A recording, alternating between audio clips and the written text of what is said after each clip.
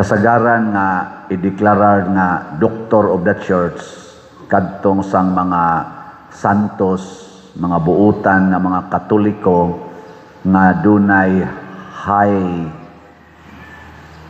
educational achievements, mga tag-as ba sila edukasyon, unya gigamit nila ang ilang pagka-educated para ipatinaw ang atong kaning pagtuo. Kani si Saint Catherine of Siena, usa ni sa mga nabang murag dili basta-bastang pagka-doktor kay wa man siya katarong og eskwela. Wa man siya profession nga maklaim.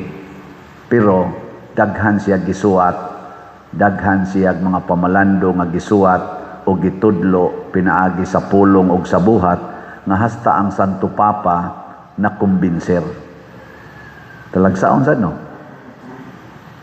Lingi ay mong tupad ing na makakumbinser ka kang Padersiano. Ing na ba ina kung ikabay mo sulti makakumbinser ka Padersiano. Kana Padersiano ubos ra man yung kaya nga pare. Samot nagyog maghimo kag statement kumbensihon nimo ang obispo, Bishop Abit oy. Samot nagyog imong kumbensihon ang mga cardinals nga magsuwat ka. Nga mulahi ang imong sinuwat kaysa ilang baruganan. Sunan gaana ang kato si Pope Gregory Mantingalito di 11 dito siya naglingkod sa Avignon, wa na siya ngadto sa Roma. Giingnan siyang Saint Catherine of Siena, oy, ika may Santo Papa, balik og lingkod dito sa Roma. Tuwa ditong lingkuranan sa Santo Papa. Ani balik oy. Balik. Sunan gana imo nang kumbensihon. Ingnon animo sa Archbishop Abit oy, ayaw lingkod diha sa syudad diris Compostela. Kay mao ni giingos Ginoo. Kinsa kay mo tuo nimo no? Pero nganong nahimo mang convincing si Saint Catherine of Siena sa iyang gipanulti bisan pa ang pinaka-highest in position sa atong simbahan nituo man niya tungod kay wa siya magsulti sa iyang kaugalingong abilidad o kapasidad. Mouthpiece ra siya sa Ginoo. Mouthpiece. Mao na si Jesus niingon sa siya diri, ang akong pulong maoy mohukom ninyo, dili ako. Kay ako ang akong misyon pagluwas dili pagsilot. Pero ang akong pulong kay kining akong gisulti nga mga pulong iya ni sa amahan, di ni ako. Og mao niya ni mohukom ninyo. Kanang gisulti nato nga pamalit mo raffle ticket. Kinsa ka ng pulong? Padersiano. Anya, silutan mo ana o di mo palit. Di mo silutan. Pero kung ang inyong wa pagpalit tungod kay wa mo'y gugma sa simbahan, kay kaning atong raffle ticket para man sa simbahan, kung ang inyong wa pagpalit, wa mo'y gugma sa simbahan, mas gihigugma nimo imong kaugalingon, kanang maong desisyon mao nay mosilot nimo. Kay nibiya ka sa tuburan sa grasya nga mao ang simbahan. Nagdinaw na ka. Inana ba? Di ba? Ang greediness, avarice, usaman sa mga capital sins, o anha ka diha, mahukban. Dili sa akong pagbaligya sa raffle ticket. Ang problema, og nagdinaw ka. Parehagod karon sa mga ginikanan, daw na kaayo ang mga ginikanan karon. Practically, ang mga babae. Gusto sila duha ra gyud kabuk anak. Kinadaghanan. Usa, duha. Bugat na kay nila ang tulo ka anak. Daw kaayo. Pero siging sex, sigig yung sex. Mo na maggamit ng mga pills, mga kondom, IUD, magpalaygit, magpabasiktomy para tuloy ang ligaya pero walang responsibilidad. Walay anak. Mauna ro'y gi-promote sa kalibutan. The pleasure of sex should be maximized, but the fruits of sex should be minimized. Sakto ka na.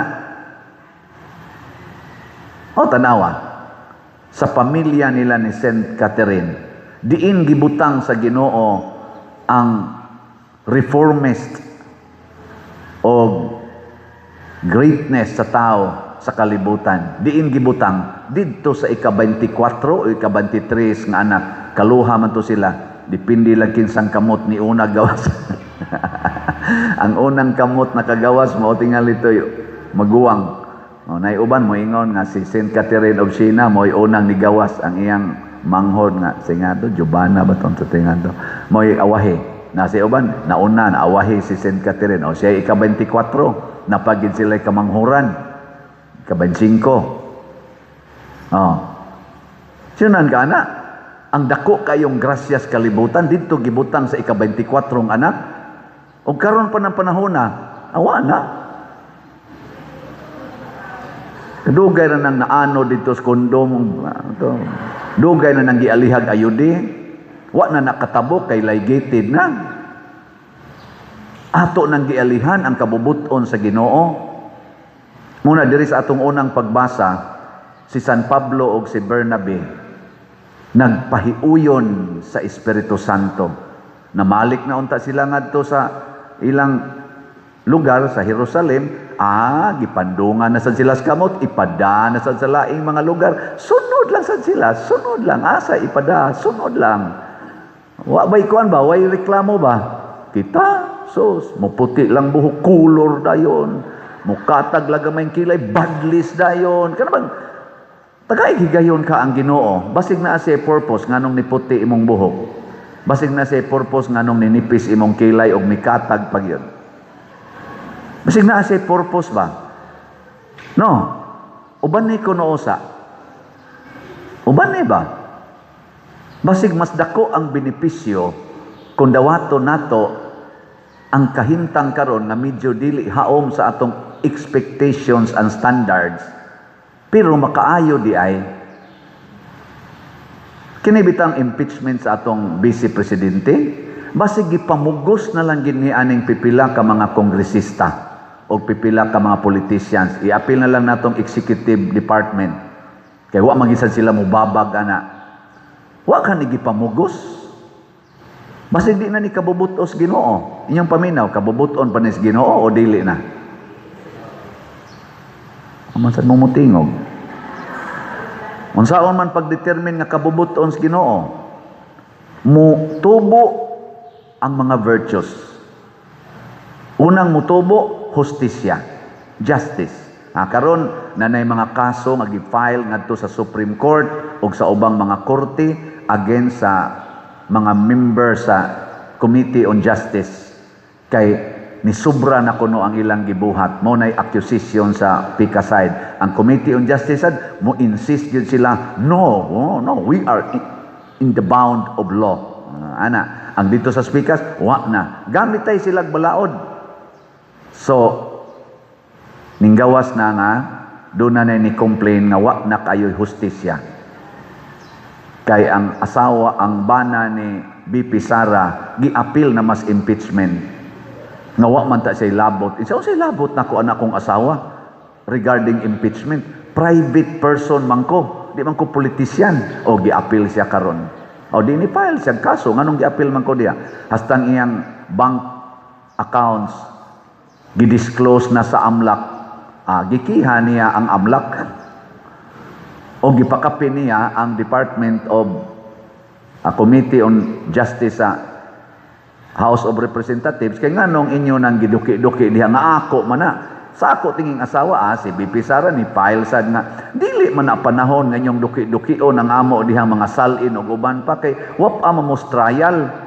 Karon diha na ko nakasabot bugo man ko anang kaso-kaso unsay mga sistema. Na karon pa ko nakasabot nga ang hearing di ay og ang trial lahi day na. Hearing ba? Hearing sa kaso. Kaya kana namo gyud ako hearing ro nako pader. Nako na, konbikto na to siya. Dili pa day na. Ang hearing, mao day na ang piskaliya, ang piskal, mag-analyze sa dokumento nga gisubmit. Mga dokumento nga gisubmit.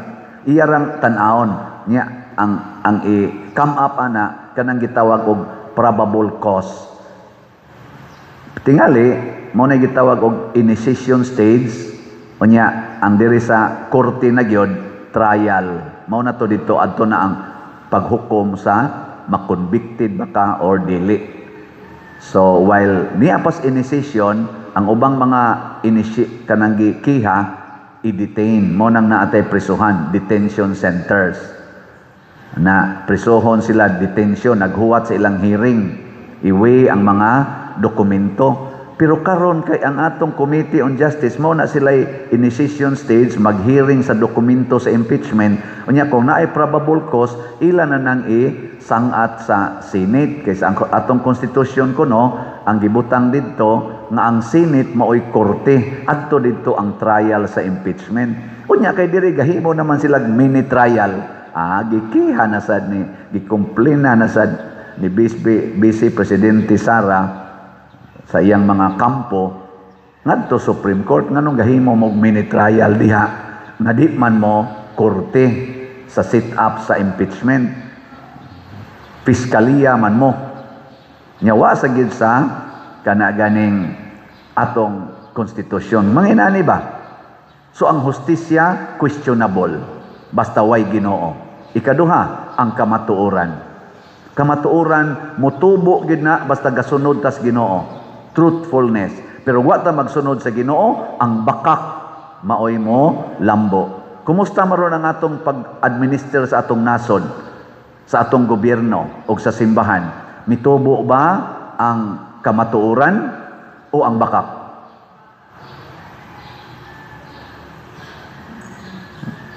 Ingon ang atong presidente, nadakpan ko no si Saldico dito sa Sikh Republic. Nya nasa mingon, wa di ay. Giadto gis atong DOJ dito, wa di ay. Kana, unsa man na bakak na o dili? Nya nasa mingon, wa mamakak. Niingon ang atong presidente sa una, na ay 5,500 nga flood control all over the Philippines. Unya napagigibuhat nga thousands pa. Unya bungkag di ay. Bakak to o dili?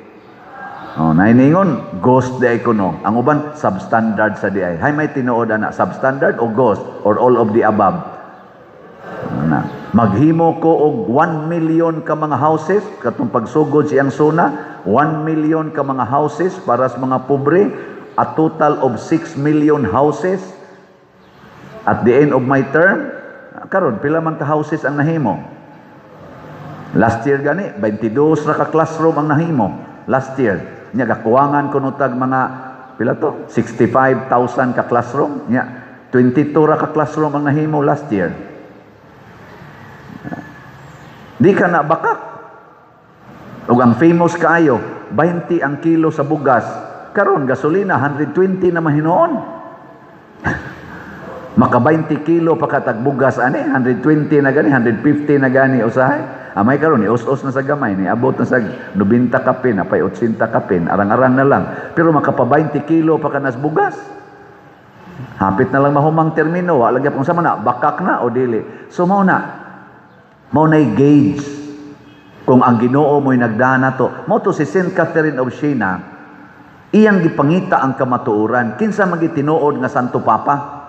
Gani ang ako ditong patron sa akong unang parokya si San Vicente Ferrer, dito siya nakasuporta sa pikas katubang dili kay tinuod nga Santo Papa, pero believe lang ko ni San Vicente Ferrer pagkahibaw niya sa sigig yung dialogue, sigig yung pangitag kamatuoran nga kadto di ay gitudlo ni Santa Catalina mao day saktong Santo Papa, iyang gikumbinser ang iyang gisuportahan. Ayaw na lang pag-insist, submit lang ta. Ni submit ra pod. No? Kaya ang kamatuoran, magdala ka natos kaluwasan. May lingay mong tupad. Tinuod yun kaha. Nawa kay 200 pesos sa inyo. Na tinuod yun. Nawa yun kay ikapalit o raffle ticket. Bisag usalang kabuok. Tinuod yun ka na. Tinuod, dili. Nya mayon gani ka, wa jud koy 200. Congratulations. Pero mayon kang wa koy 200 pero naa day kay 2,000, naa day kay 20,000, pero imo lang jud gitigom na makaka. Wala na ka nagsunod sa Ginoo. No. So una, mulambo ang hustisya, sunod mulambo ang kamatuoran. Kaning tulo, basta naay Ginoo, ang una gyung alagaran sa mga leaders, basta naay Ginoo ang leader, mao gyud ang mga kabus ug mga nanginahanglan. Kanabang ang priority nilang alagaran hatagan sa tanang pagtagad og paningkamot maog yun ang mga kabus og mga nanginahanglan. Muna ka ng mga nasod bitaw nga dili katoliko, pero gasigig yung paningkamot nga way daghang kabus sa ilang nasod para nako. Guided sila by God. Di ba sa atong tubag sa Salmo? Unsa ganito atong tubag sa Salmo?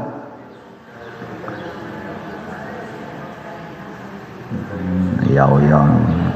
Akong limot sa kuwan. O Dios, magdaig unta kanimo ang tanang mga nasod.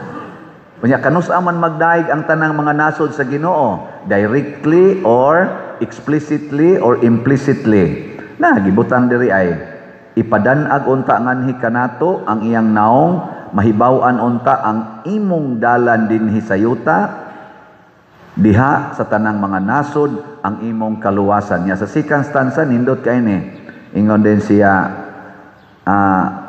tungod kay nagamando ka sa kanasuran diha sa katarong, ang mga nasod dinhi sa yuta imong agakon.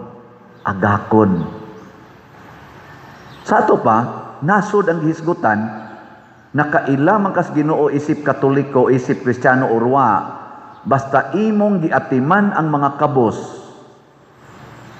nagsubay na kas kabubutos Ginoo. Kay matud pa ni Kristo, whatever you do to the least of your brethren, you do it to me. Ang subo lang palandongon, ngano kadtong mga malitang kwarta, nganong katong mga trillions o billions nga nias atong nasod, wa man moabot sa mga kabos. Kay ang atong mga leaders kadaghanan, wa agaka o wa magpaagak sa Ginoo. Sila ray agak-agak silang kaugalingon, connivance. Gitawag pa na nila og syndicate of corruption. Corruption syndicate. Luoy kay ta. Ikatulo, ikaupat, mulambo ang paghigugmaay. Unsa maroy gi-promote sa ato mga leaders, labi na diha ros House of Representatives, sa Senate o sa Executive, paghigugmaay o pag-inawayay. Nindot kay silang sinugdanan, unity team, pagka-impressive, unity team. Wa kaabot og usa ka tuig, divided team na. Hasta pa gani ang managsuon, nagkaligas na. Gani, lain ang isulti ni Senador Amy Marcos, lain sad ang isulti ni Bongbong Marcos. Nga naman, kay wa na lagi agaka sa Ginoo. Pero, dili man ni katapusan sa tanan. Sama ni Santa Catalina, iyang gipangita, kinsa gitong giagak sa Ginoo, ug mautoy atong sundon. Kinsa karon ang nagpaagak sa Ginoo? Marcos Group, Duterte's Group, o Pinklawans Group, or none of the above? Kana secret. Kung kinsay nag-promote atong upat, dunay degree of achievement sa pag-promote sa hustisya, sa kamatuuran, sa itong sunod, sa pag-atiman sa mga kabos, o sa paghigugmaay, nga kanang magkahiusa ang mga tao, kana mo'y atong sundon. Bisan tuod, wa na sila'y proclamation nga sila Katoliko. Wa na sila mag-proclaim nga sila Kristiyano. Matod pa ni Mahatma Gandhi, famous niyang statement against us, I love Christ, I hate Christians. Mahatma Gandhi ba? Indian nga hero. Awa mo kailan? I-search sa Google, I love Christ, I hate Christians. Nga naman, because they did not follow Christ in their deeds. Most of them. Linyay mong tupad ng na Christian ka? Na Christian ka? Pasabot, follower of Christ ka, o tinuod kang follower of Christ, congratulations, hinaot, wa ka nabilong sa gikalagutan ni Mahatma Gandhi. Ano?